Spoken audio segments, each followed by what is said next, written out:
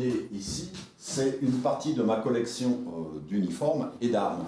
C'est un musée où la visite se fait en présence du colonel lui-même. Alors là, ce que j'ai entre les mains, c'est mon sabre, donc de colonel des chasseurs à pied de la garde. Lucien Caron est un passionné de reconstitution historique. Dans une dépendance de sa maison, il a ouvert ce petit musée dédié à l'histoire napoléonienne et aux différentes armées. On y trouve ce qui est généralement le plus représentatif, c'est-à-dire des armes, donc des armes blanches, quelques fusils, et surtout beaucoup de coiffures, aussi bien du légionnaire que de l'aviateur, que du marin, fusilier marin, infanterie, cavalerie, blindé. Donc là, vous avez toutes sortes de choses qui correspondent à ces époques.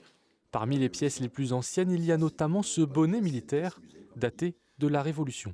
Généralement, pour se procurer ce genre de pièces, c'est le bouche à oreille entre reconstitueurs. Et puis, de temps en temps, on a des gens qui nous apportent des pièces à la vente.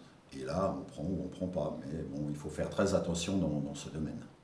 Certaines pièces sont originales, d'autres sont de fidèles copies.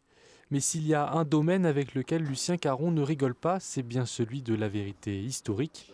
Sa collection compte aussi plusieurs milliers de figurines, toutes peintes à la main. Il a même reconstitué une partie de la bataille d'Austerlitz. À la base, une figurine comme celle-ci, c'est une couleur unique, qui est soit vert ou gris, peut-être même bleu, hein, tout dépend les marques. Et je l'ai refait exactement comme l'uniforme doit être. C'est 2 ans de travail, rien que sur cette planche que vous voyez ici. Le musée est ouvert sur demande. Lucien Caron espère à terme trouver un plus grand espace pour y exposer ses objets. Plus de la moitié ne sont même pas sortis des placards.